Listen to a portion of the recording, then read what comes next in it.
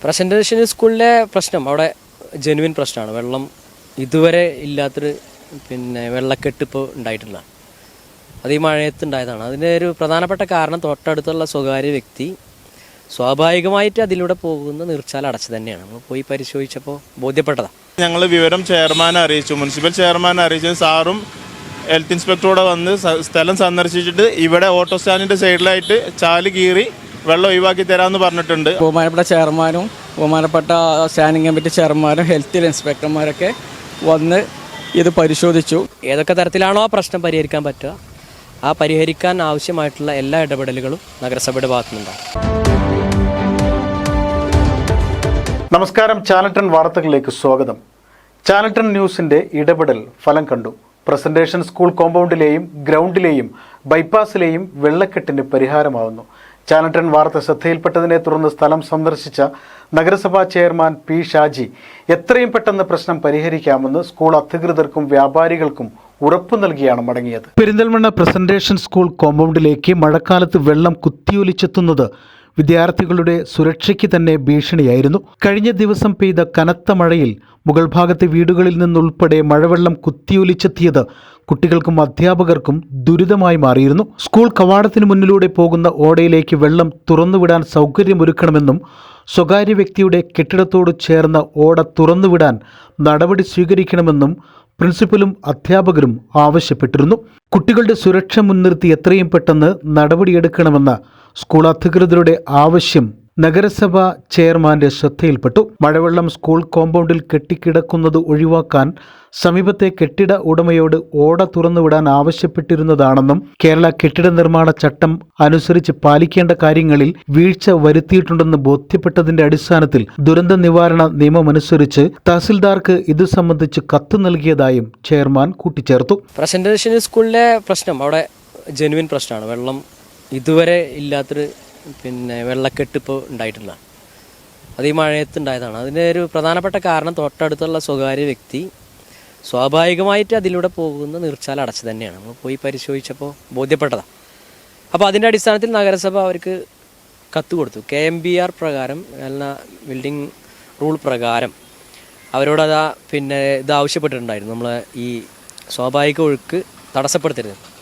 അതിനവർ മറുപടി തന്നിട്ടുണ്ടായിരുന്നു.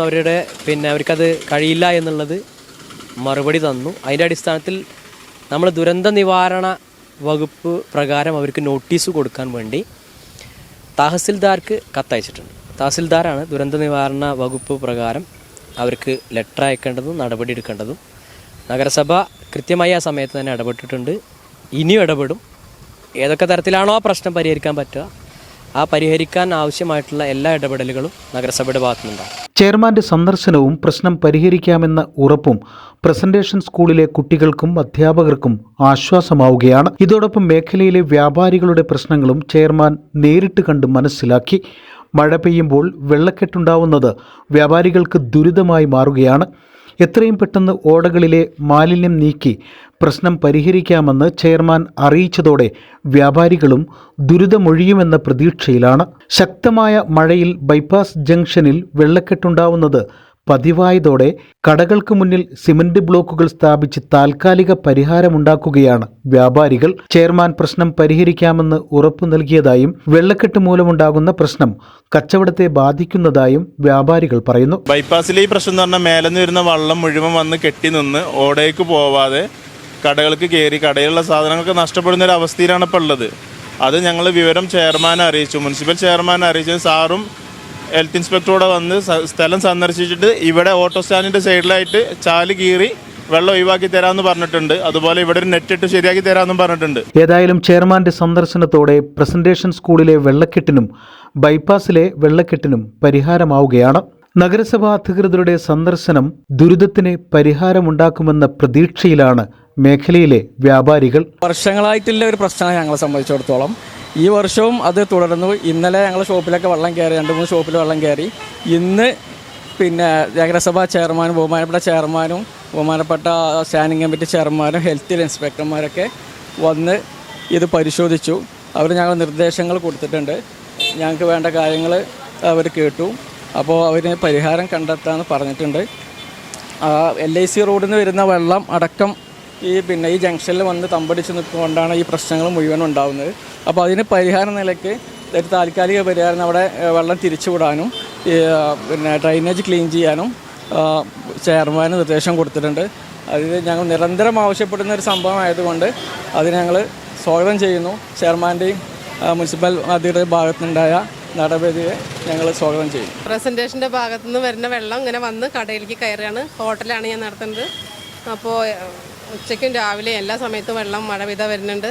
ഇവിടെ വെള്ളം നിറഞ്ഞു നിന്നിട്ട് നഗരസഭയിലൊക്കെ പറഞ്ഞിട്ടുണ്ട്. അപ്പോൾ ചെയർമാനും ഹെൽത്ത് ഇൻസ്പെക്ടറൊക്കെ വന്ന് നോക്കിയിട്ടുണ്ട്, പരിഹരിച്ചു തരാമെന്ന് പറഞ്ഞിട്ടുണ്ട്.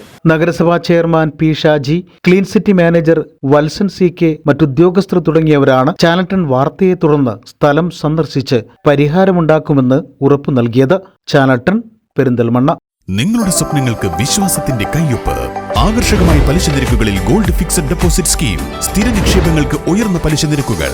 Urban Grameen society gold loan.